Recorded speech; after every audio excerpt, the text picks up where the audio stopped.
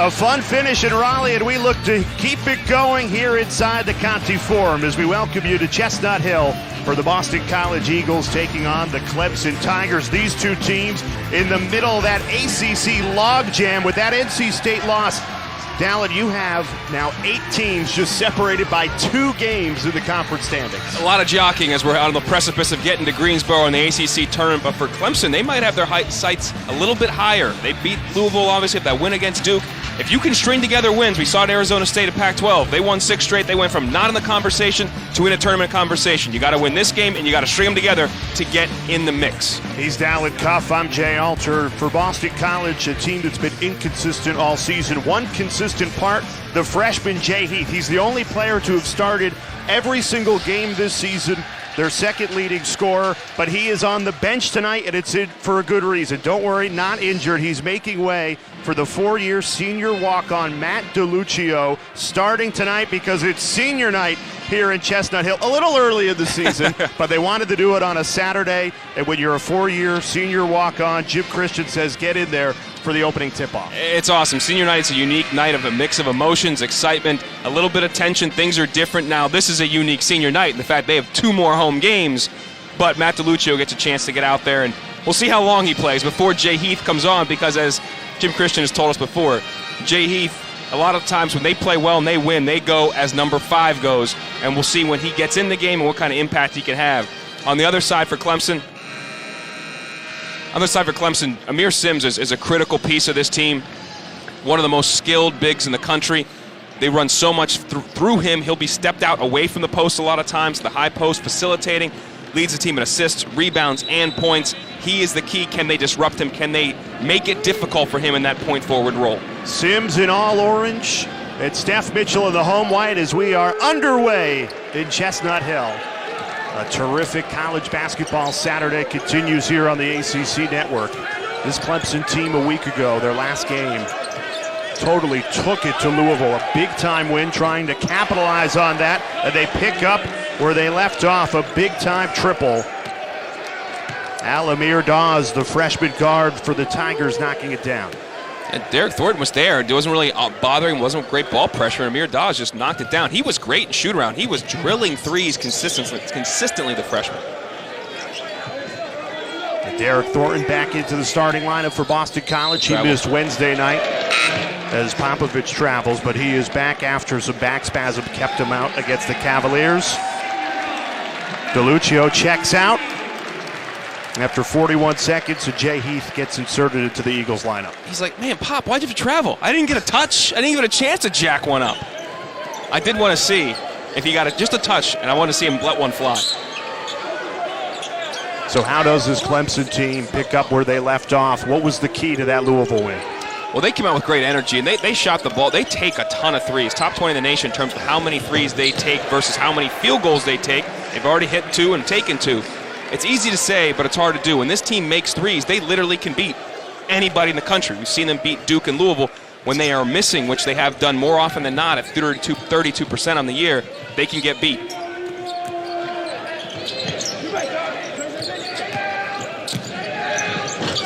Jared Hamilton, that one falls off the rim. Clemson running up to Dawes. That is atrocious transition defense right there. Nobody got back. Jim Christian looking at his guy saying, what are we doing, fellas? You got to be locked in. Jim Christian burns an early timeout. We'll take him with him. 8-0 Clemson.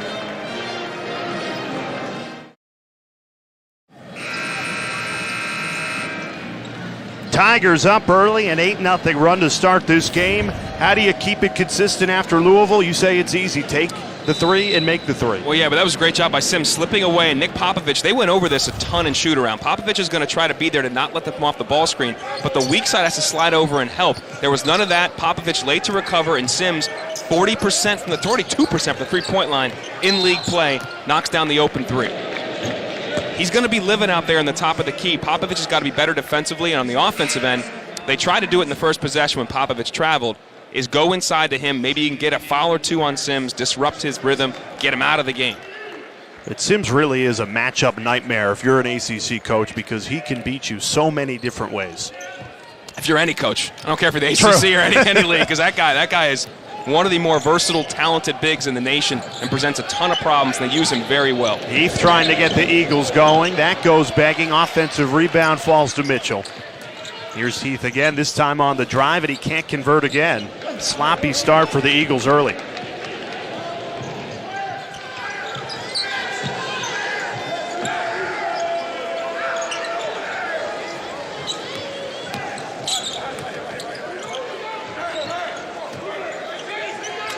This is John Newman coming off a career-high 23 points against Louisville. Draws the foul.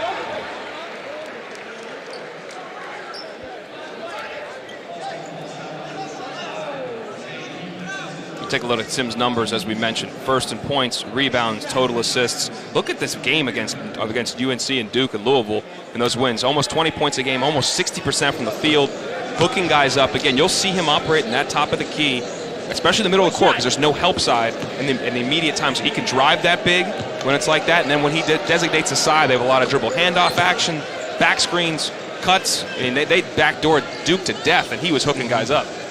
And that's a microcosm for this Clemson team. Almost the bigger the name, the better they are, especially at home. It's been the road struggles, just 2-6 on the road, trying to change that against Boston College. Off to a great start, up 10-0. The Eagles just trying to get something going offensively. Jared Hamilton kicks it out to Mitchell for a three, well short. Clemson is really locked in defensively. We're communicating really well. Guys are helping the helper. They're recovering and contesting hard. That's a little bit of a quick trigger by the freshman. Things are going well. You're getting good offense run. You can get that shot anytime.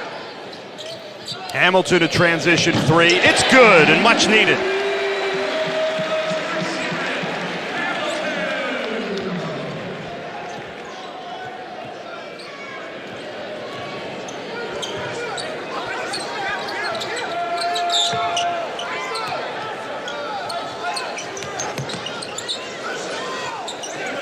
Here's Newman working on Thornton.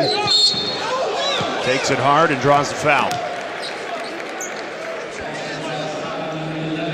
Tough cover from Thornton. Newman, bigger guard, real quick, coming off a phenomenal game in Louisville. 23 points, 7 of 9 in that game. He was the picture of efficiency. It's funny, we were speaking with Clemson head coach Brad Brownell, and he said, I'm trying to get the kid to shoot more. Yeah. Usually it's the opposite. For sure. He has the green light. He just doesn't like to go through it. Yeah, there's his numbers against Louisville, but in terms of Brad also saying his understanding of the game is still growing in terms of when to pick his spots, how to know where to go, when to do it, how to hook up a teammate. He's still learning the game, but he's got a ton of natural skill and a very talented young man.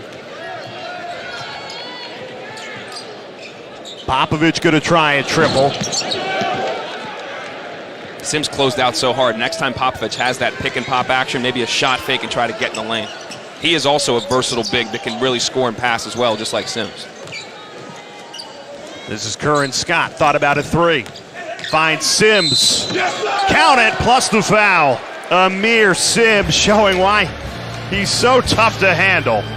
Great job by Curran Scott. Little pocket pass, and Sims finishes as Clemson goes up 9 into the break.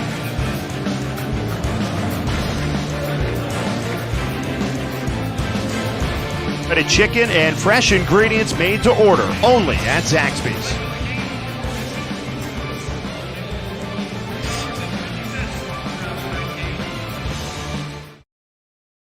This looks like the same Clemson team that knocked off then number 5 Louisville 77-62 a week ago. They have brought it here to Boston. Dallas Cuff, Jay Alter with you. When you look at this Clemson team, there's so much that you like. It's just about putting it together. Let's take a look at your game plan brought to you by Principal. Yeah, a couple keys for each team. When you look at Clemson, defensive communication, that was really a big part of their shoot-around because BC runs a lot of good stuff, and it's not patterned a lot of times. You got to talk through it, and a lot of things can spontaneously happen. They've done a great job of that so far. Make shots. That sounds easy, but it really is a key to this team, and it's key to every game, but these guys in particular, they take so many threes. They've got to make them. They've done it early in this game. BC, lock into the game plan. Know where, how and when you're helping off of Sims, communicate, rotate properly. They have not done that. And speaking of Sims, he's been outstanding. They have not disrupted him at all. He's gotten the shots he wanted and the spots he's wanted. He's helped his teammates. They've got to have better ball pressure on him when he's out of the top of the key especially. A little bit of zone. I like this move, 2-3 to change it up, because right now Clemson's in a groove offensively. Jim Christian will not be happy with the way his team started this game. Certainly did not lock in immediately into that game plan. Here's Tevin Mack on a 3. Too strong. Offensive rebound. Extra pass goes to Scott. Can't hit it. Another offensive rebound. Sims puts it up. That one rolls around, doesn't fall. And finally, BC can grab the board. Clemson's one of the worst offensive rebounding teams in the league. BC has to clean up their glass. A lot of times they don't even crash it that hard. You can't give them extra opportunities. Thorman can't knock down the step back. Mentioned they got to make threes. I mean, for this team, Clemson shoots 47% of their shots are threes. That's 19th in the country. So if they don't make them, which they haven't this year, they've shot 32%, you can't win games. They rely on shooting threes, and Brad Brownell says they're better than they've shown as Curran Scott takes it to the rim and finishes.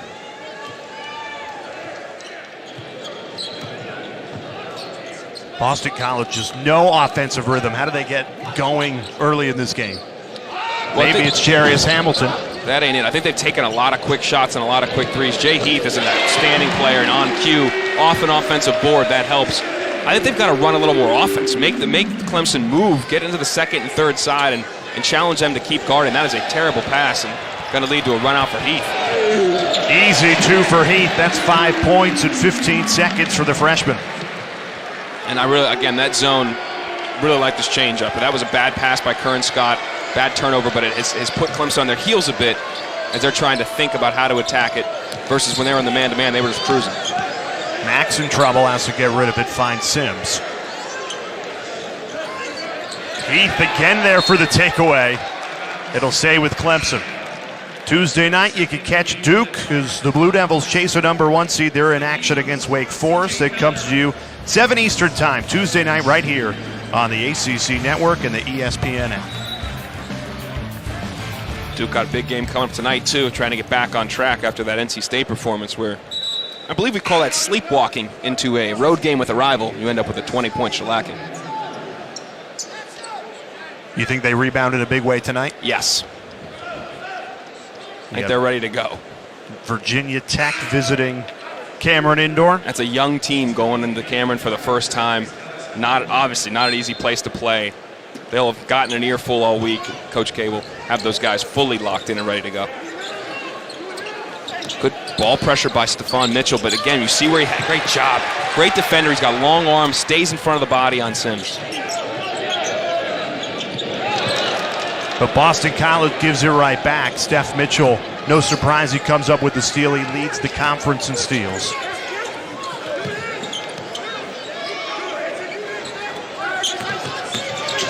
This time Sims hands it off, and it leads to 2 from Alamir Dawes.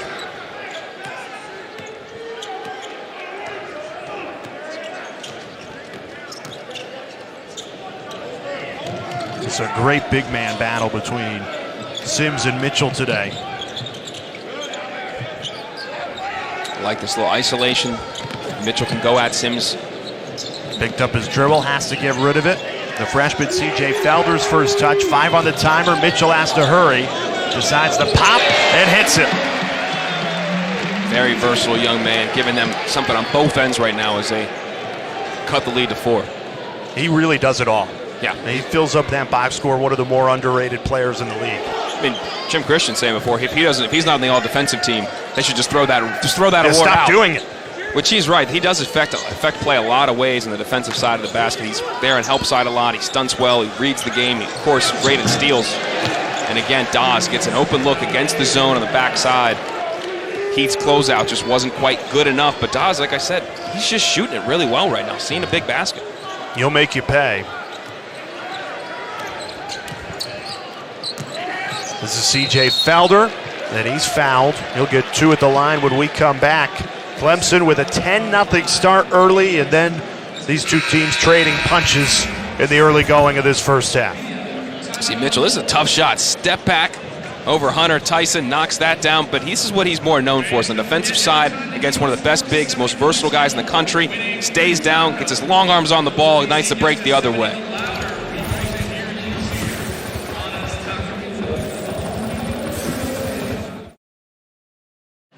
When you take a look at Clemson this year under Brad Brown now, they're just a team that lives and dies by the three now, and more than almost 50% of their shots have come from deep. Yeah, take a look at these numbers. They're 19th in the country. Almost 50% of their shots, as you mentioned, are from threes. Tonight, 6 of their 11, so they're above 50%.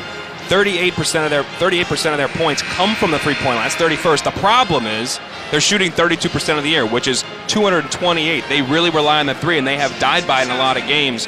They don't manufacture shots on the free throw line that well. The free throw rate's not that high. They have a good 2-point field goal percentage. They just don't tend to take as many, obviously. And that's why my key was, make shots. And they're like, hey, thanks for the hard-hitting analysis, Bozo. I'm sure people are out there saying that, but this team more than most. I'm sure.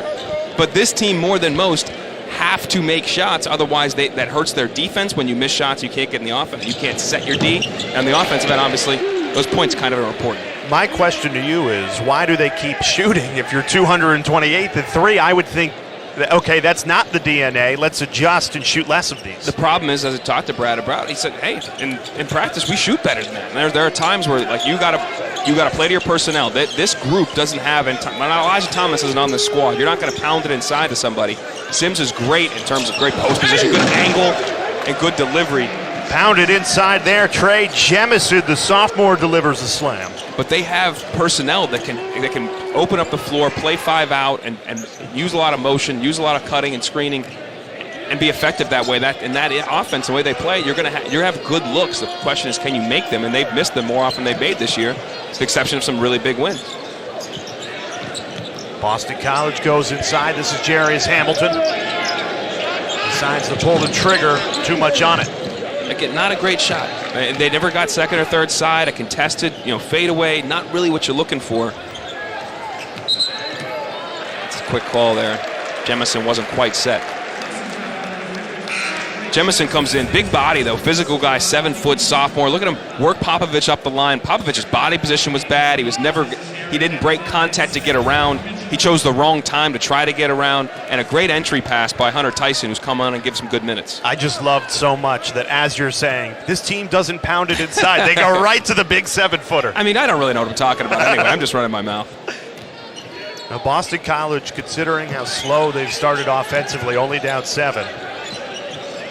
Nick Popovich showing off the handles, but then handing off. Dribble, dribble, dribble. Heath on the drive. Didn't have an angle, didn't matter. Good body control, good use of his body, really leaning into Alamir Dawes, forcing the issue, making him give some ground, able to get the shot up.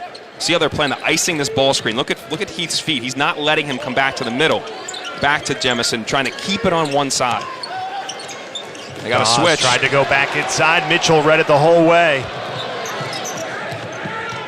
Popovich trailing 3. Can't connect, but it falls all the way out to Hamilton.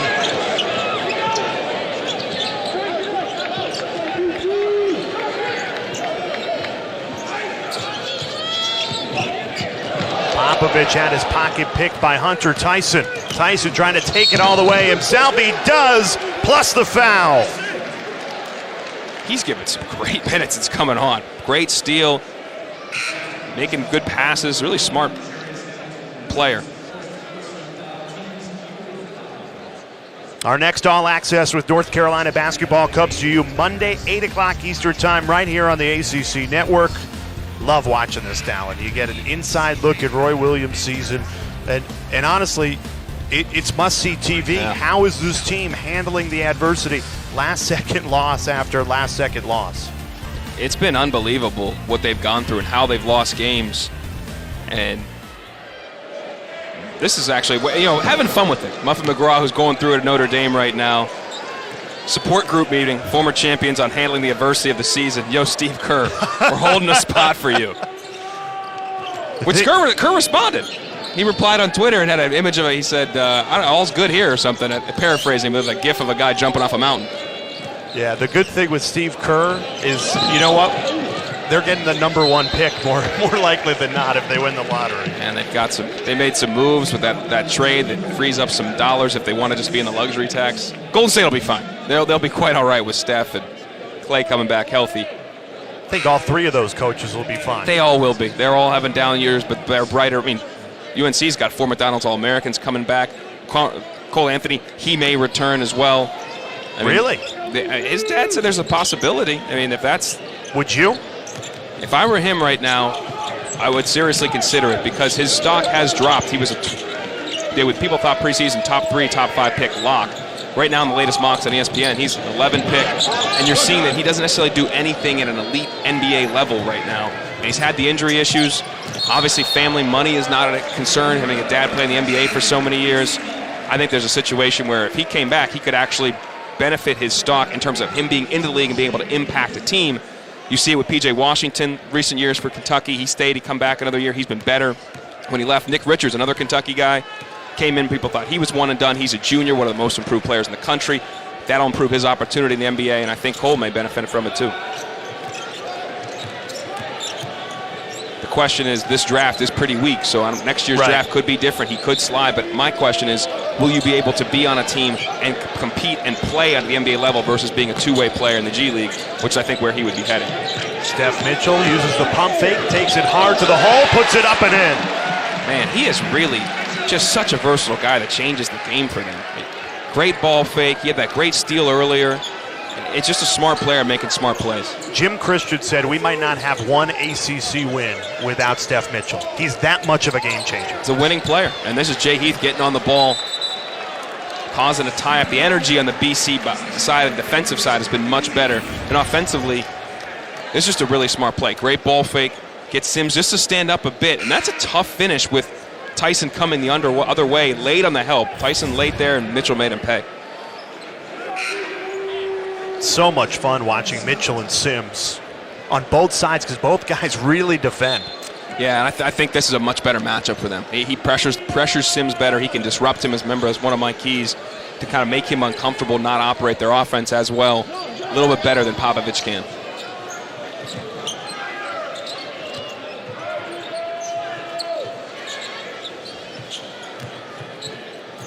Heath, a deep three. Left it short. Good box out by Sims. You see, look at his skill level, too. He can pull down the rebound and brings it up. Puts a lot of pressure on the defense. Trying to feed it inside. He's got the freshman Felder on him. Great pass and an easy up and in for Tevin Mack. It's where the freshmen, you got to be solid. Freshman, Jay Heath just turned and ran at Sims. He was worried about Sims, but Mitchell was right there. But he left his man, lost sight of Newman and a great Mack and a great cut and a great pass. Mitchell launches a three, can't hit it.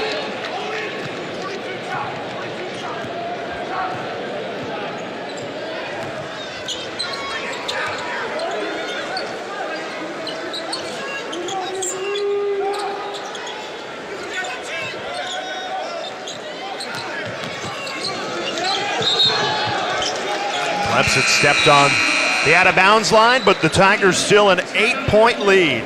Handling business so far here at Boston College. Back here, Conte Forum, home team, the Eagles trailing 18-26. But Stephon Mitchell, we talk about why he's so critical. First of all, icing the ball screen. Here's what this means. Watch Jay Heath jump over, not allow Alamir Das to use the screen. That kind of blows up their play. Jemison's not the threat that Sims is. Watch this switch, though. This is critical. They get into a switch, freeze it, guys. Mitchell realizes that he got a mouse-in-the-house situation with Heath, a point guard, on a 7-footer. So Mitchell's going to come off this and make an amazing steal. This is understanding the situation, having the feel, and then having the athleticism to get in there and make the play. That's why he should be on the all-defensive team. That's why he helps them win games, not to mention an offensive skills. It was an understanding, a recognition, and then going and making a play. This is a Boston College team that has 7 ACC wins. Jim Christian told us at shoot-around today we'd have 0 without Steph Mitchell. He's that good on both ends of the court, but particularly defensively. Trying to get Popovich a touch against Sims in the block, but there was no spacing to have it. Thornton lost it off his foot, somehow bounced to Tevin Mack. Tough take from Curran. Scott lays it up and in. You got to turn and be aware. Nobody had their eyes on the ball. Everybody in that transition defense was not crisp, not clean, not communicating well. Clemson has made 7 straight shots. They started hot, and they have stayed hot here at Chestnut Hill. Popovich, the answer. Popovich almost got hit in the face with that. He did not expect it. Great drop off by Jarius Hamilton. You've got Clemson shooting so well for this first half, and yet if you're Boston College, now you're only down 10. It feels like it should be more with how good Clemson has been offensively. They have 7 turnovers. It's the only thing that's keeping them in the game. They're shooting 70%, but a lot of it, Boston College is complicit in their own demise. Right there is a simple screen into the post. Again, no communication. Sims catches, lays it right in. Popovich. That shot.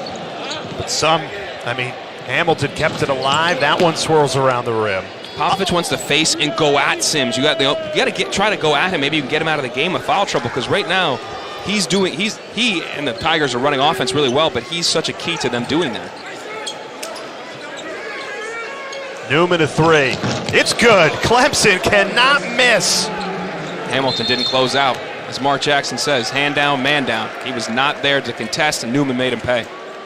9 straight makes for this Tigers team. Look at Jim Christian. Are you kidding me? Again, guys have to be locked in. They're not locked in. Check this out. Sims just cutting right in front of Popovich's face. A little brush screen by Newman. No communication between Jarius Hamilton and Popovich. That's a problem. Now Newman just pops to the top. Look at Hamilton. He's giving him 6 feet. You can make this like a Sunday Park shot. Jay, you could make that. And look at Jim. He's furious. And he's right. Are you kidding me? And the first thing he said, they are a disciplined team that runs good stuff. We got to be locked into the game plan, guys. Everything we talked about in shoot-around has to translate on the defensive end. For them, very little has translated on the defensive end. That's frustrating for a coach, because you're telling them all the right things, but your guys got to go execute. And Clemson is shooting 13 of 17 from the field. Is that bad? 13 of 17. Was that wrong? 76%. My goodness. It's right now, it's a basket or a turnover. That's what we're looking at every time down. And I guess the question is, if you're a Tigers fan, has this team found something? And if so, is it too late? They're 13-12 right now, 7-8 in conference. You have 2 top 5 wins. Really figuring out that road puzzle. They're 2-6 on the road. If they can figure that out, they have a shot at the NCAA tournament. That's the easier said than done piece. To win on the road in any league is hard, and you've got to be able to go out and perform. And for BC right now, at home, I think they should go back into a zone. I think they ran some zone in the middle of the half, and it changed up the rhythm of the game. It got them some turnovers, and it slowed down the Tigers. I think they need to look at that again right now, because their man defense has been pretty atrocious.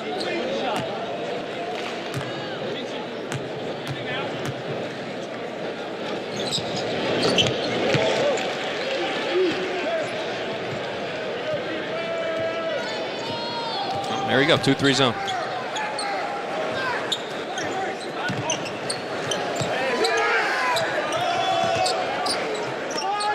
Got to get a flash in that high post. That ACC area is when I see somebody come in there looking for the ball. Alamir Dawes keeps it going for Clemson. That's 10 straight makes, and he's 5 of 6.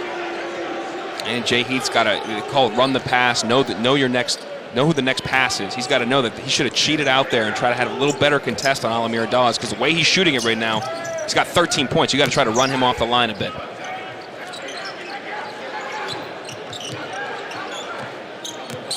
Boston College trying to counter with something. Jared Hamilton thought about it. Instead, put it on the floor. Heath, a really deep 3. It doesn't fall. Knocked around. Sims got to it first, but a jump ball is the call.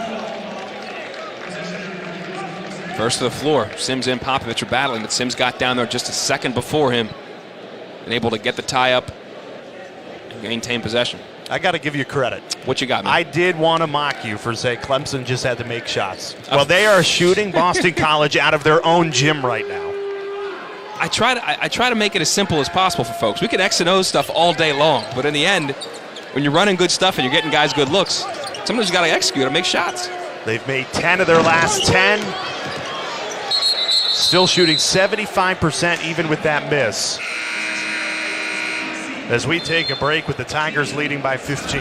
They're relying on making threes. They're getting good looks. The problem is, look at Jay Heath. Overhelping. You don't need to be there. Execution defensively by BC lacking.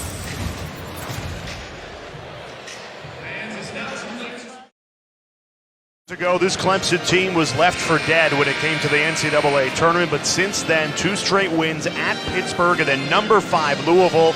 Always good to have a top 5 win on your resume. Brad Brownell's team, they're certainly not on the bubble yet, but they could certainly play their way into the bubble and into the tournament. They have a path forward. Those 2 top 5 wins are huge, and you got to string together wins. If you won 2 games, you have 3 more road games coming up. 2 more road games, and a massive opportunity again at home against Florida State.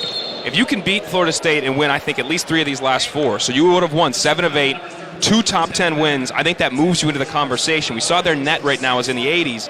Last year was the first year of the net ranking. The lowest team to get in was St. John's with a 73.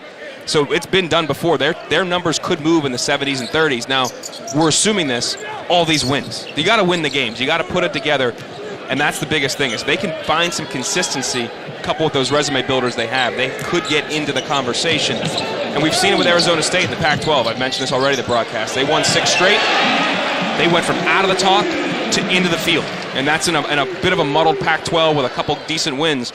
That is a good illustration to me of how Clemson can go, but you got to get the dubs. And it started with shooting the basketball well. Clemson shooting about 75% from the field. That one poked away by Popovich.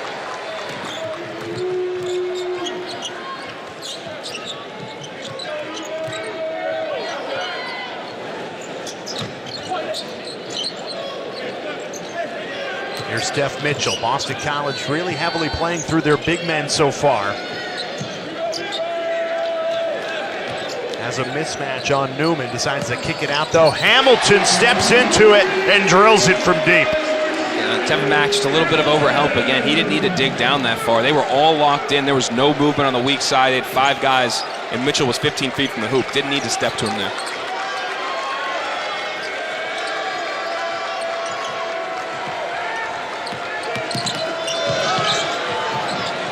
Mitchell laying out. Have to love the hustle from Boston College. They've forced now 9 turnovers.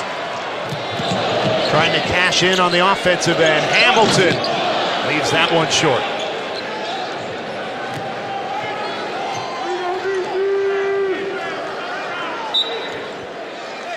Clemson takes a timeout. You said it earlier, Dallin.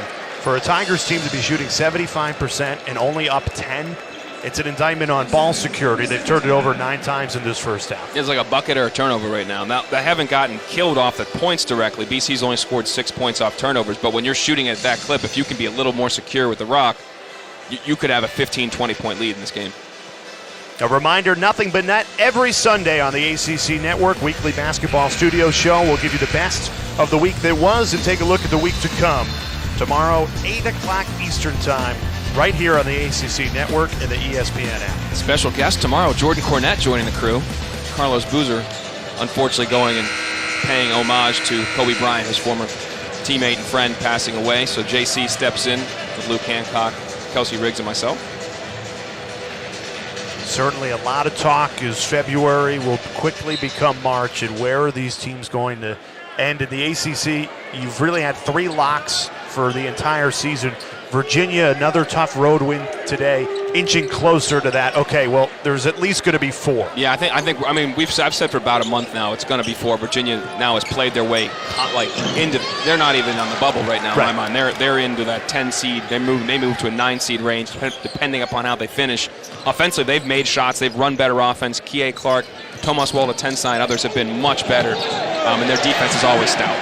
Tough take from Derek Thornton, and the Boston College leading scorer gets it to drop. It's a critical last few minutes here. This is a double-digit game that feels like a bigger than 8-point lead. If BC can cut this thing to 8 or lower and go into the break, they've got to feel pretty good. That is not going to help. Big 3 from Amir Sims. The pick, the pop, the weak side, no help, no stunt. Again, things they went over and shoot around. Sims steps in wide open and knock it down.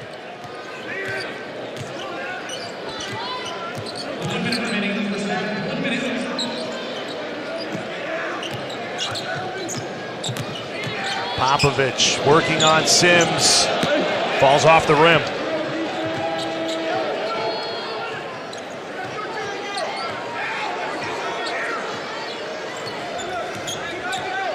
There it is again. Pick, pop. Now he's got Thornton on him. Oh, if he just could have just stepped back and then reversed it, got in the post. Hamilton drew the contact, couldn't get the bucket. See, this is the stuff we talk about, executing defensively versus are you executing offensively. This is exactly what I want to do. Get the pick, make two, play one, throw back. Mitchell should be stepping up there. He should just sell out and leave Mack, and they should rotate, or he should at least stunt out him. But he was that open, and he's that good of a shooter that he's got to read that and just go and not worry about his man. Believe that his teammate will help the helper and somebody will rotate over. They didn't do that, and Sims wide open.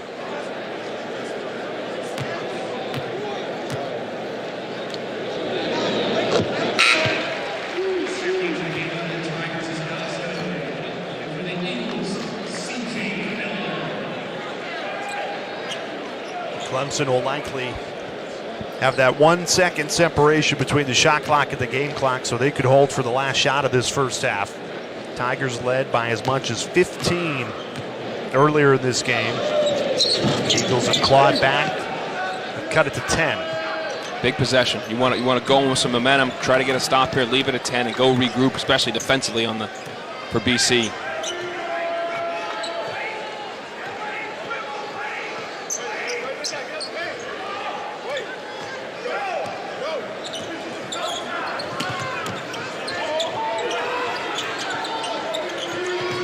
Five seconds to shoot. Alamir Doss rattles in and out, but the follow. Sims is there in perfect position, and the first half ends just like it started. The Clemson Tigers playing really good basketball. Great execution offensively. They got a great look by Alamir Doss because of the rotation. Easy opportunity for Sims to get that tip dunk. Alamir Dawes, Amir Sims leading the way. Clemson 41, Boston College 29. For halftime, you'll be in the studio. Kelsey Riggs, Luke Hancock, and Carlos Boozer.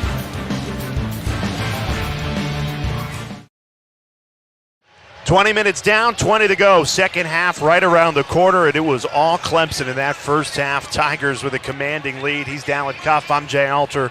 But really, you look at this Tigers team, they came into this Boston College arena and they just shot the Eagles out of their own gym. Yeah, you made fun of me, so you got to make shots. So these guys take a lot of threes. Usually they don't make a lot of threes. In this game, they've executed. Now, partially because of things like this. Derek Thornton's hands are down. He's given 4 feet. BC has not executed defensively, and absolutely the Tigers have made them pay. Amir Sims has been great. Their ball movement has been good. Alamir Dawes has got 13 points. He's made 3 threes. John Newman in the action. So many of these plays are because BC is not doing what they talked about in shoot around and practice all week, and Clemson's doing exactly what they talked about in shoot around and practice. They are out executing them. They're making shots. They're playing well. They're just turning it over a little bit much, which is keeping this game in touching distance. Yeah, if I told you one team's going to shoot 70% and the other team's going to shoot under 40, you would have said we've got a blowout on our hands. We don't have a blowout. We're trending in that direction. But Boston College has forced a lot of those turnovers. Defensively, yes, they're not putting hands up for shots, but they are having active hands in the passing lanes. Yeah, and Clemson's forced some bad positions and made some bad decisions and to help them out as well. That said, the things that BC gave up, the shots they gave up, those are correctable. If they correct them, they can maybe run Clemson off the line, make those guys make a play going to the basket, has you in a better situation. But they're going to have to defend as 5 guys together communicating on the same page. If they start to do that, they can turn the tide. This first 4 minutes is important. What tone is BC and Jim Christian going to set on the defensive end, and can that help their offense? Because when they do get stops, that team is good in transition, they're good in secondary, but when a team's shooting 70%, it's hard to get in it that often, and some of the turnovers they've created are dead ball turnovers, so they're not able to run off of them. Only 6 points off those 10 turnovers. Back underway with Alamir Dawes. He leads the Tigers with 13. Sims has 12. Those two a combined 25 to Boston College's 29 total. Interesting first set. I like that they tried to go right at Jay Heath, put him in the post, and have John Newman go in the post against him. Sims' delivery in the entry pass not good. I like that first call. A little surprised look to get Heath in some trouble. He's not a great post defender, as many freshman guards aren't. And Clyde Trapp back into the game for the Tigers. Interesting, the junior only played 2 minutes in that first half. He's usually up over 25. Here's C.J. Felder. Yep. And a charge. Good take by Trapp. He was standing there. It's like a bowling pin almost. Yeah. And somebody addressing the line. He was just waiting for a good 2-3 steps. Just hanging out. He slid a little bit, but yeah, I mean, Felder was on the spin, a little out of control. He was there for a while waiting for it. Felder's got to be smarter. See again, Heath icing that screen, trying to force him to one side. Good read by Sims. Skip past buckets. Alamir Dawes will make you pay, and he's made Boston College pay all night long. They've great adjustments because they're not letting him come off the ball screen, because when you do, you have that pick and pop, and that creates a problem. But right now, how they're slipping out of the ice and they're getting the ball reversed, that's causing some issues. Dawes now with 4 threes. He started hot and has stayed that way. Take a look again. Sims just kind of slips to the basket, forcing Thornton to help off of Sims.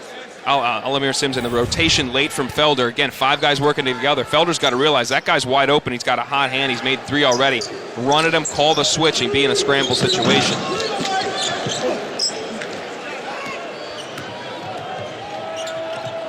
Dawes has been excellent. As I said, I'm watching him shoot around. I didn't see him miss a 3. I mean, he was just stroking it. He is shooting with tremendous confidence in this building. And with Trapp missing half this season, Dawes was thrown right into the fire at his first year, freshman year. He stepped up to it and been really good for this Clemson team. Tevin Mack fouled on his way to the hole. Again, Sims just understands the game, not sped up, pops over, and now he draws so much attention. He makes 2-play-1. See Felder fake at him, but then stayed. There's no help on there's no rotation. Now, the one thing Mack should have done is use the rim as a defender. He should have gone reverse and laid it up. He went on the same side, allowing Felder to contest it.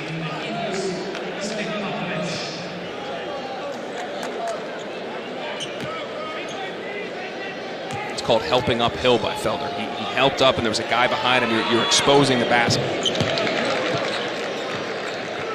You liked it a lot when Boston College, Jim Christian moved into that 2-3 zone. They were pretty effective in it. Since then, gone back to man and haven't had the same success. I know you're worried about, and against the zone, you might have some openings, but when you're in the zone and you're locked in at what the next pass is and you're communicating, you can still limit threes, and I think that might help their ability to get some stops.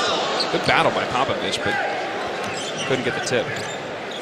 2 bigs for Boston College, Mitchell and Popovich. They've been terrific all season. They battle.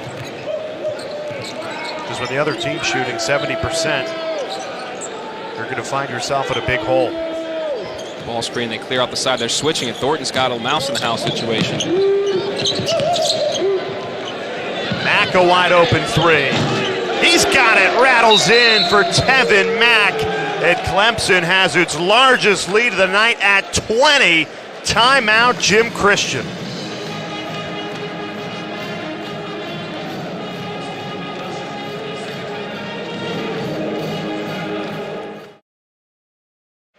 Dallin Cuff, Jay Alter with you. Clemson has its largest lead of the night at 20. So we turn to Joe Lunardi's bracketology. Joey Brackets, all eyes on him for the next month.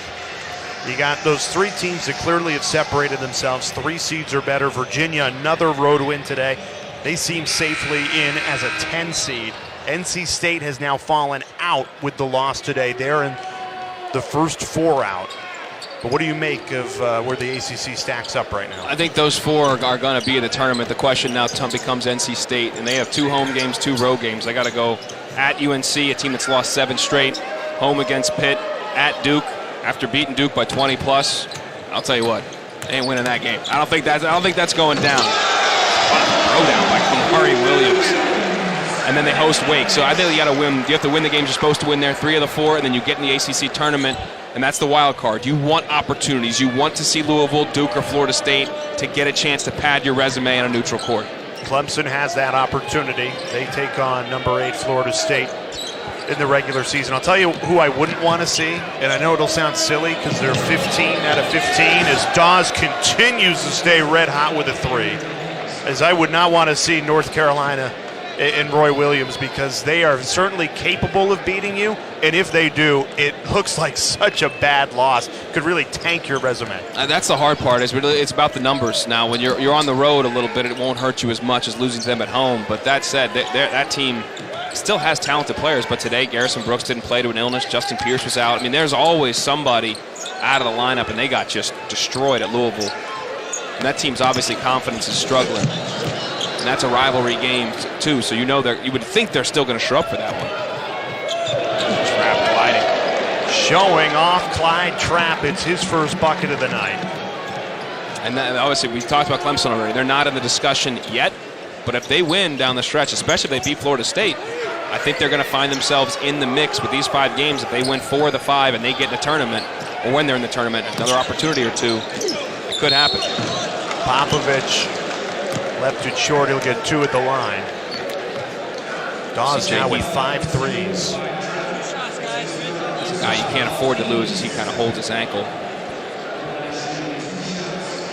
He's asking to come out. That's unfortunate for the freshman.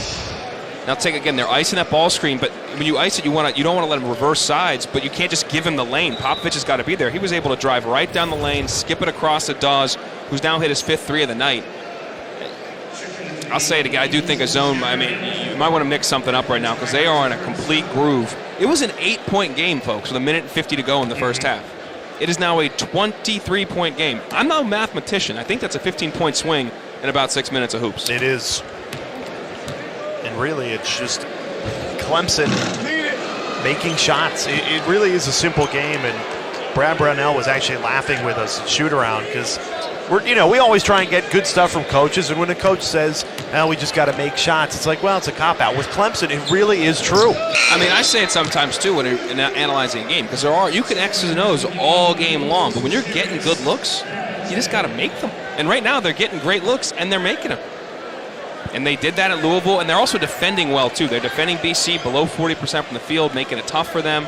They did the same thing against Louisville, same thing at Pitt. So this team is really playing much better on both sides of the ball. And playing with confidence. Good cut. Poked away by Boston College. Clemson shot 70% in that first half. In the second half, they're shooting 80%. Still can't keep control of the ball, though. Another turnover for the Tigers, and BC capitalizes on it. It's been their Achilles heel. If you're BC, you're carving this thing up into 4-minute games. You got blown out the first 4-minute game to start the half. Can you win the next 4-minute game and chip away this lead, get it to 12 or 13 by the 12-minute mark? They're doubling Sims. Great read, good cut. Everything is coming up Clemson right now. Sims this time with the pass, and it's all Tigers. In transition, Clyde Trapp takes the ball. Good move past Thornton. No communication. Everybody's ball faking. Somebody stop the rock. Finger rolled. Ice man.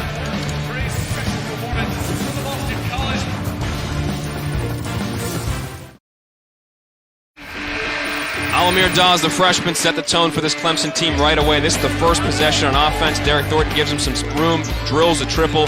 He's tied a career high 19 points. He's got 5 threes. He's gotten into the right spots. He's caught him in rhythm. BC has been complicit in their own demise at times, not able to close out or execute defensively, And apparently a band named Dawes opened for Dylan back in the day, says our director Mike Roth. Just beneath the surface. He is just beneath the surface, and he's also never going to play second fiddle, apparently, to Amir Sims. Yeah, he's the headliner today. I was going to say, he's not the opening act. Tied a career high with 19, and we still got 15 minutes, so more than certainly going to pass that. It's funny, Clyde Trapp, tears his ACL in June, doesn't get surgery until July.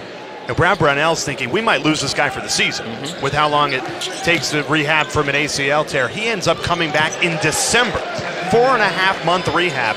And since he's come into this Clemson lineup, it's allowed Dawes to go from point guard to more of a shooter-scorer where he's much more comfortable, and you've really seen his production rise. Yeah, and a lot of times still they play through Sims anyway, so that point forward position allows Trapp and Dawes to play off the ball at times. And he's been great. He should be studied. He should be at Oxford or Cambridge or somewhere. I don't know, Yale, Harvard. Somebody should figure out how in 5 months, his knee brace is still there. How do you go from surgery to hooping that fast is insane. And you can see he really does have almost like a robo right leg. Yeah. I mean, he's well protected. But again, you would think you would lose that guy for the season, and he's not as explosive as he once was, nor would you be. Yeah. But he's on the court. He's able to give this team much-needed minutes, and the guards have really flourished, Newman included. But, Alamir Dawes certainly not playing like a freshman, and a lot of that was because of the minutes he got with Trapp out.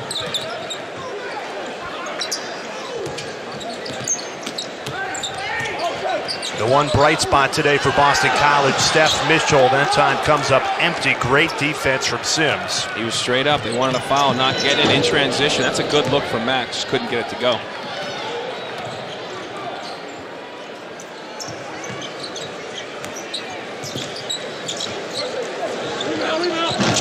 Rattles in and out. Felder, the offensive rebound. Puts it back up and is fouled on his way there. Tuesday night, check out the number 6 team in the country. Duke Blue Devils in action against Wake Forest right here on the ACC Network. Game tips at 7 o'clock, also on the ESPN app. What do you think? Do the Blue Devils get to the 1 line? They have the wins. And obviously, Kansas win continues to look better as Kansas beat Baylor today on the road. So Kansas is going to be the number 1 team in the nation. Duke beat them to start the season. They beat Michigan State at Michigan State. They have a couple other really good wins. Kansas, right? I said Kansas. First game of the season, yes. And Michigan State are 2 non-conference wins. Obviously, they have some good ones in league play, particularly that Florida State win. I think they can play themselves onto the line. The question is, will anybody in the 1 line fall off it? That's the issue, because Baylor's not falling off a loss at home to Kansas. Those 2 teams are in. I think they're going to be a 1 seed no matter what. And if Gonzaga and obviously San Diego State win out, they're both 1 seeds. They're both 1 seeds. I will say this: if Gonzaga loses tonight on the road in BYU, which is 20,000 people there, one of the hardest places to play in the country, they do not fall out of the top 4 in my mind. Really? They remain a number 1 seed. That is a really difficult game against a top 25 team with 3 dudes that can really score it: Jake Tolson, TJ Haws, and Yoli Childs, with a matchup nightmare. That team is really good, the Cougars are. The Zags have a lot of non-conference wins that people don't talk about too. Yep. That's a credit to Mark Few knows. You gotta play tough games when you're playing the West Coast Conference, and he does that now. And they've had some really good wins in non-con that'll help their resume. San Diego State is a team that can't survive a loss in the Mountain West. If they lose the Mountain West, they will be out, and they will give Duke an opportunity. Now, that said, we did ask Joey Brackett's on ESPN a week or 2 ago if Duke could jump them without losing. There's a potential, depending on who Duke beats. They'd have to win the ACC tournament, and who are the wins along the way to win the tournament may give them a chance to jump San Diego State in resume or potentially somebody else, but that's tough if the Aztecs don't lose. That's at the 1 seed conversation. Clemson trying to play their way onto the bubble, looking for a 23-point lead, and they get it through Hunter Tyson. Good skip pass, good read by Dawes. The help was just a little too much on the weak side. He skipped it right across the formation, and the ball pressure's got to be better, so you can't do that. Tigers shooting 70% from the floor in this game and 56% from 3. They're in the midst of, I would definitely say, their best 3-game stretch of the season. You go at Pittsburgh and win, then you beat number 5 Louisville, and now laying a beat down again on the road in conference. This team was 11-12 before this 3-game stretch. They were dead. Yeah. And they have played their way back into the conversation. Tigers with their foot on the gas, and everything is going down. Yeah, he's got Popovich, the mismatch. He's got to give him room so he can see the entire court. Skips it across to Tyson. Buckets.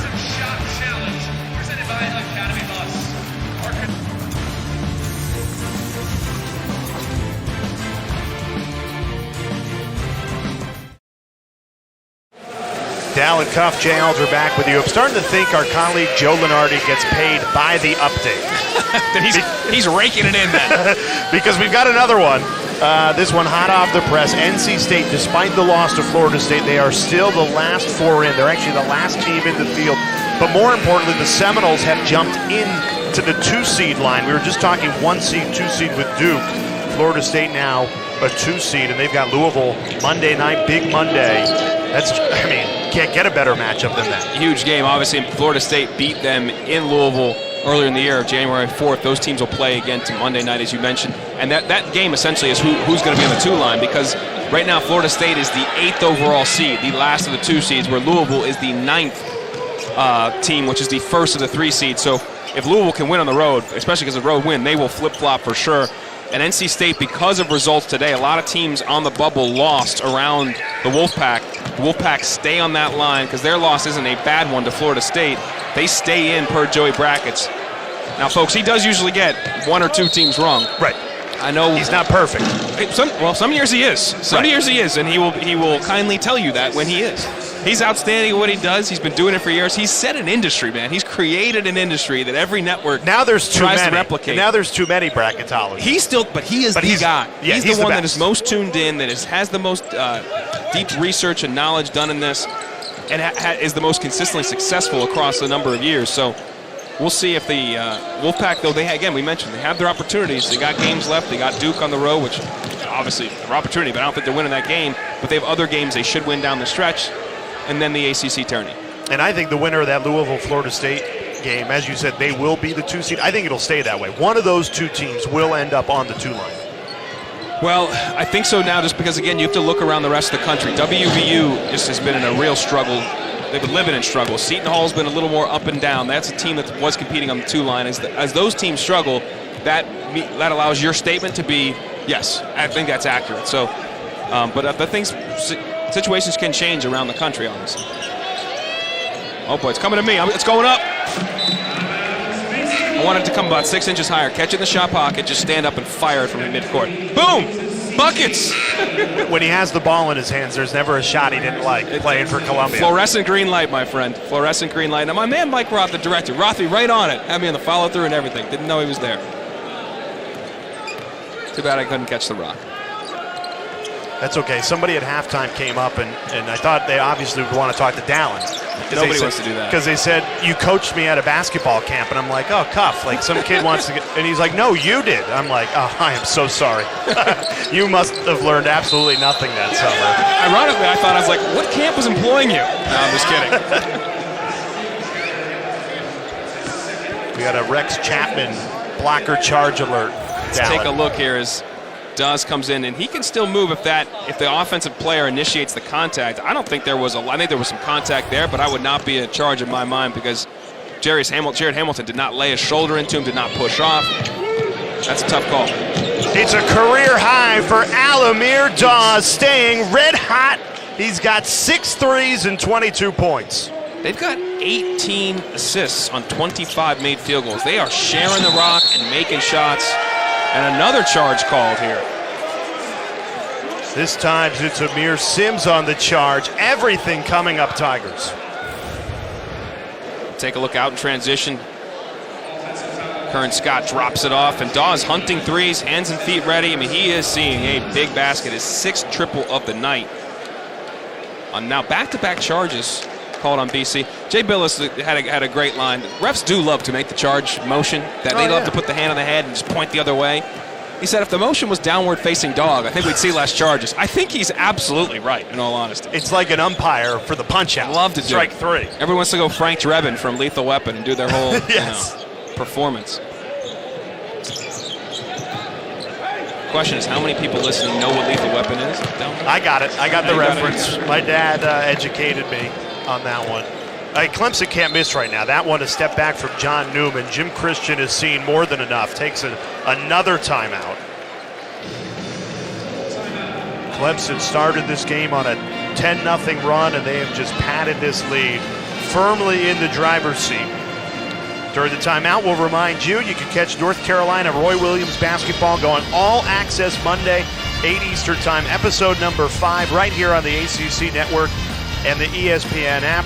If you thought you'd be following a team as they contend for maybe an ACC title, instead you're seeing when a season goes totally and utterly wrong, which is just as compelling. And this North Carolina team, they're losing, but they're losing in gut-wrenching, heartbreaking fashion. They have 8 games where they've lost within the last 27 seconds the lead or have gotten tied to go into overtime and lose the game. And mentioned earlier, Muffin McGraw, the support group. Obviously, Notre Dame going through their struggles. A couple former champs. They called out Steve Kerr, a former champ himself. All 3 of those programs are franchises. They'll be really good next year as they reload. These programs don't tend to rebuild. They reload. But that Carolina, like that, unfortunately, I know quite a bit about losing college basketball games and some losing streaks. So that show, it's even more interesting than it is watching them be the traditional power. It's when you're going through the unraveling, people are seeing stuff they don't normally see as far as how you handle that type of adversity and how you deal with that as a program and a team, especially one that hasn't had a losing season since the previous millennium almost. So how do you handle it? You got to stay together. That's the hardest part. How tight is your locker room? That's how things unravel. So I mean, I know I played on my team freshman year where guys mutinied against the coach, and it was a complete unraveling. I mean, we stopped having practice at one point. It was like Dr. Phil sessions. It was a complete joke. I was like, this is college basketball? And then we had a new coach come in, Joe Jones, who coaches at BU right now, just down the street, and turn things around for our program. But, you know, when you can really see the anatomy of how things come apart. And UNC, the way they're fighting and competing in some games, you don't really see that. But that Duke game, losing that way, after that, I thought it was really possible they did not win a game the rest of the season. Because when you lose in that way, it's really hard to bounce back. And they've had some games again where they fought Notre Dame and they lose in heartbreaking fashion. Virginia, brutal loss. I mean, that was Tom Walden 10 side. The presence of mind to shot fake that, move over, and hit the triple. And you start to think, we're snake bit. Like, there's nothing we can do right. And then you have those performances against Louisville. How do they respond in their next game, getting just shellacked by Louisville on the road is a question for a team that, man, it has been a shocking season of struggles for them.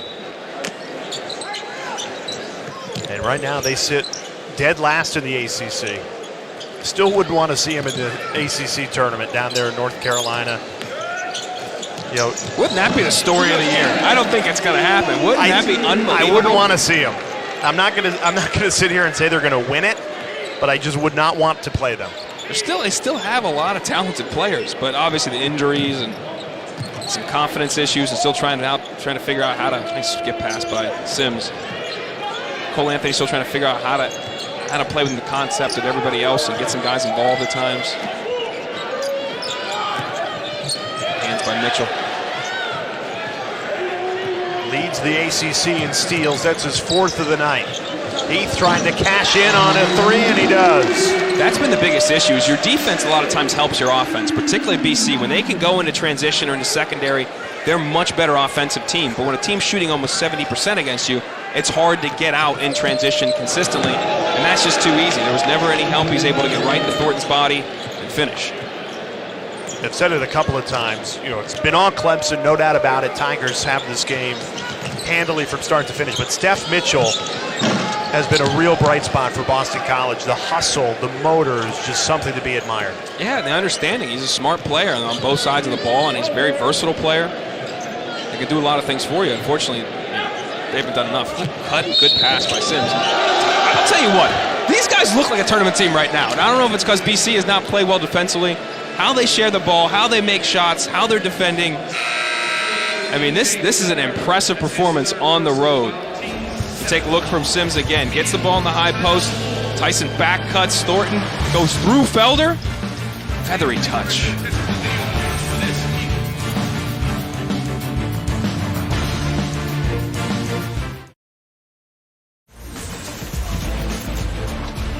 Dallin Cuff, Jay Alter with you. Look at the ACC standings. The logjam that is NC State through Miami.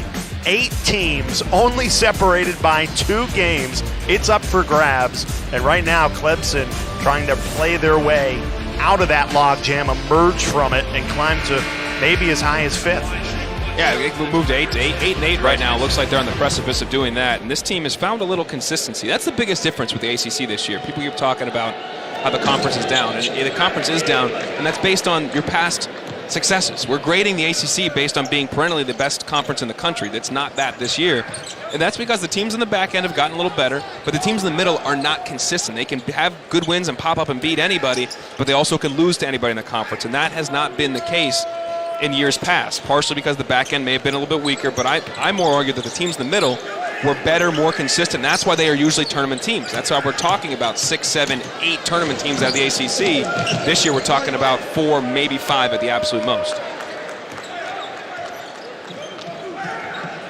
Tigers have come in to Conte Forum and shot Boston College out of their own home arena, shooting 70%. That's bananas, man. And again, it's part of Brad Brownell's team how well they're playing, but also how BC has not executed what they want to do defensively. But Clemson is carving them up. Any mistake they are being paid for. They have doubled them up in the field goal percentage. Field goal percentage 70 to 35. And BC also a team where, again, you got to be able to make some shots. They haven't had a ton of great looks. They haven't run great offense in this game, and not getting stops has hurt their offense in terms of getting in some transition and some secondary opportunities. Jay Heath knocks down a triple. He certainly played his way onto all-ACC freshman team. Seems that way. He's a very talented young man that can make a shot off the bounce, can create a shot opportunity for a teammate. As he continues to grow and understand the defensive responsibilities, what you have to do, he'll be a very good player in this league. Sims got there for the contact, but it's called the block, count it, plus the foul. That's the thing. I mean, Sims is not he's not that big. He's 6'8", but has long arms. You got to go contest that shot, try to wall up. He's trying to take a charge. He ain't me. He's not a 6'2" guard running back, 6'3" guard. He can get up. And he's leaning in the shoulder right there. He's initiating the contact. That's a good call by the official, but I'd like to see him try to go straight up and down and make him finish over. Gives them a chance to get in their pressure. Well, making shots like Clemson has done, you just said it with Boston College, it allows you to set up the defense you want to play. So it's much easier to play defense and get stops where you're coming off a make. Your defense is connected to your offense. Again, they go through the icing. Good help late by Heath. And actually, Dawes should have just taken the shot. He should have challenged Heath at the rim. Clemson does have 15 turnovers, but turnovers get masked when you're shooting 70% from the floor.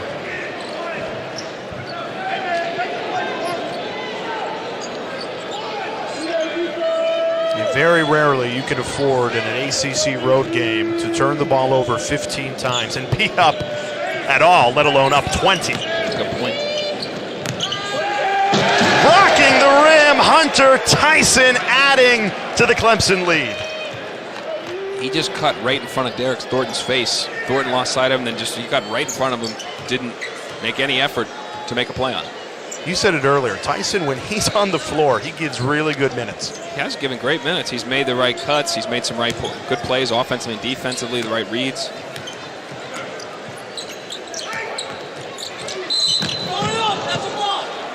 That time called for the block, got it the way of Popovich on the other end, the sophomore showing off the hops. Nice job by Trapp on the skip pass. You see Thornton just gets face cut on the baseline. I don't think you must never see that, or back cut on the baseline. He just lost total sight of his man, was glued to the floor. Good cut by Tyson, throw down. It's a nice victory trip for Clemson heading back to South Carolina. They're going to go to 500 in the league, 500 in their overall record.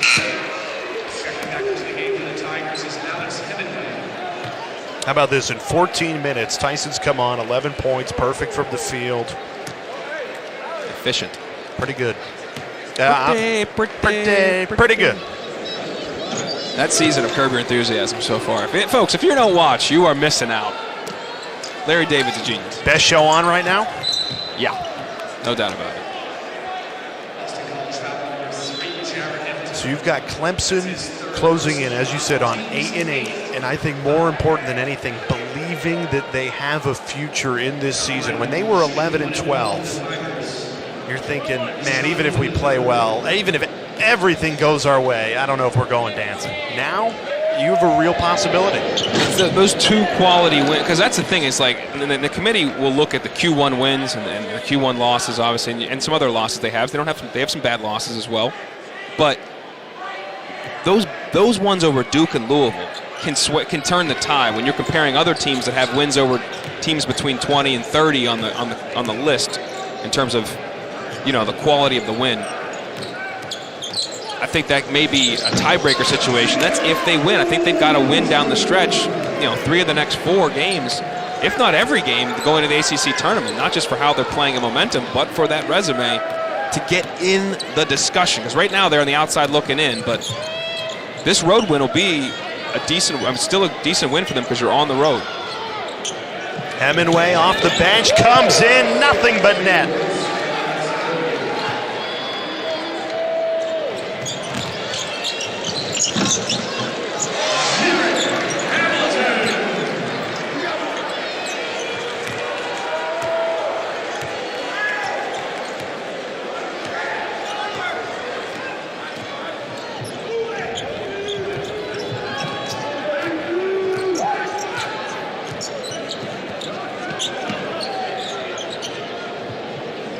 Tigers up by 21, and it's really still the starting lineup besides Hemingway in this game. Think about the depth, too. When Hemingway came on at 16 points, the game last week is that little unawareness there to get the shot clock violation. Now 3:13 left, and Brad Brownell's team up by 21. They've already hit 80. Tigers can't miss.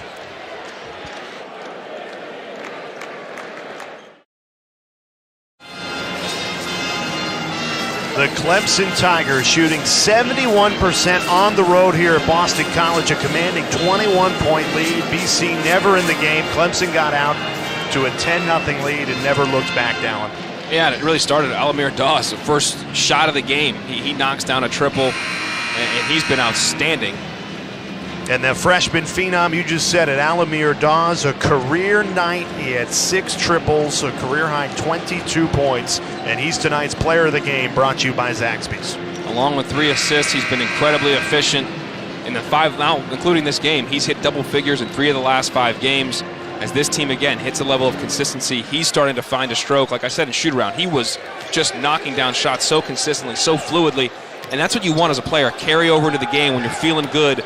Earlier in the day, you want that to carry over, and man, has it ever for him and his teammates. He's one of 5 guys in double figures right now. It's National Margarita Day. I feel like Brad Brownell might be partaking when he gets back to Clemson, South Carolina, a little celebration. Why wait to get back? Get him on the charter. I'm not sure that's really appropriate with a collegiate atmosphere. If this was a pros, yeah, the bottles might be popped. A little different. You can find content like that tomorrow night on Nothing But Net. Dallin Cuff will be in studio, and he'll give you a look back at how he spent the rest of his evening. National Margarita Day here at Chestnut Hill. Speaking of that, I gotta make it home before midnight to make sure I celebrate with everybody else. And that comes your way on the ACC Network tomorrow, 8 o'clock. One thing we will be talking about in that show tomorrow, which is important, is that Monday night, Big Monday game, Louisville, Florida State. We're breaking that down. I'll take a look back at some of the things that Louisville has to do better, especially on the road, to overcome Florida State. Florida State's guards kind of manhandled them, as Chris Mack said after that game. So we'll break down some of that, as well as I'm sure we'll talk about the bubble right now, Clemson, North Carolina State, and others.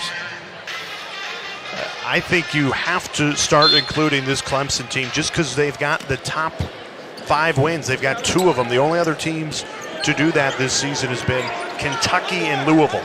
So, I mean, you're one of 3 teams in the nation that have those 2 top 5 wins. Kansas may be in the mix now, too, with Baylor's win. You have to look at that. But Kansas is playing really well right now. Those guys, that's the best team in the country right now in my mind.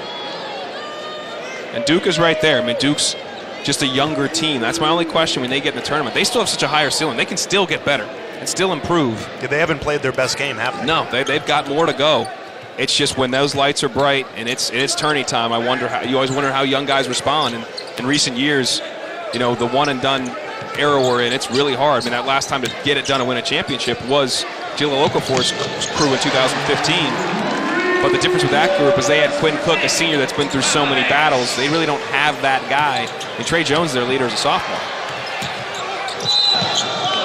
Credit Boston College. Again, they were really never in this game. Started in a 10-0 hole and couldn't climb out of it. They keep fighting, though. This is like a leading question, leading the witness. That's Matt DeLuccio. It is senior night here at BC. He started the game, played 20 seconds. Will he get a little mop-up time in his opportunity here on senior night to maybe get a shot up? Is the question. That's what I'm focused on the rest of the game. I would have said he would have had a better shot had not this team continued the hustle. They really haven't let the score affect the way they have gone after loose balls. Derek Thornton still taking it hard to the hole. I know you want to see the man put up a shot, but I don't know if I do as much as our director Rothy does, but I would say this, that in this atmosphere, if I'm Jim Christian, I'm not putting him in either, though. I mean, it's like you want to emotionally, but these guys still need to, you can still get better in the last minute and 30, 50 seconds, and they have not played their best game or close to doing what he wanted them to do today. So you want it, at least at some point, them to go out and execute what you want them to do. So let's see if they can do that in the last minute 40. Better late than never, right? As they say.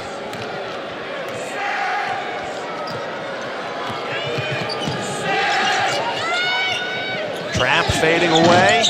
That's the only one that didn't roll around and drop for Clemson. That was one of their few bad offensive possessions. If that one was going and you just put your hand up and like, we're at it. Can we end this thing? But still shooting 70% from the floor. Amir Sims rips that one down for the Tigers. Now, from a fan standpoint, they want 6 more points from their Eagles, not just because why is that? Closer. They hit 70. It's free taco night here in Conte Forum. And that goes well with National Margarita Day. It's all coming together, folks. But that 3 would have been huge by Mitchell. The crowd is aware of this, to say the least. Trapped by one of those layups where you go to fire on your leg. It just doesn't. You can't get off the ground. It's weird. Came back from a 4.5-month ACL rehab. But that was on his good leg. Right. Saying True. sometimes it just True. happens to you. You just go take off and your leg doesn't fire. So Clemson came out of the gates, scored the first 10 points of this game. Oh, hold on. Clemson putting in some of their bench. Here comes And here he DeLuccio. comes. We get what we want. He started the game, Matt DeLuccio, on senior night here at Chestnut Hill. He's wondering who he should get. DeLuccio, I don't care who you get, but get the ball and get a shot up. Come on, young fella. Matty Ice, they call him. And for Clemson, it's Paul Grind coming in for the Tigers. I thought Matty Ice was trademarked to another BC quarterback, but maybe they're just repurposing here for DeLuccio. They need a turnover and Get a shot. stop. Get a stop. Said like a true coach right there. Said like a true good camp coach, apparently. Get a stop. Oh, no. DeLuccio's getting posted up by a man who is 7 foot. Mouse And in it's the a house! Travel! Mouse in the house. Play of the game. Hold on. Oh, God. Straight up. He got Yes. a piece of the ball. All right, DeLuccio. 7 feet, 285 pounds. Get a shot up. This Get that- place will go nuts. Hands ready. Yeah, He boom, wants boom. it. Get it back to don't him. pass that off. They go right Take it back back. to him Pull on up. the drive. Get it back. Swing Get it. reversed. Get it Swing reversed. it. Yes. Yes. Yes. Looks good. No. That was the most excited I've been all day. Except for dinner and margarita night coming up. Clemson takes care of business on the road. It's now 3 straight wins for the Tigers, and they do it in a big way. 82-64 the final. We said it. If this team gains consistency, 3rd straight win on the road, if they can put them together here down the stretch, Tigers could be dancing in March. He's Dallin Cuff. I'm Jay Alter. For our entire ACC Network crew, Clemson, the big winner tonight. Let's go in studio. All ACC is next.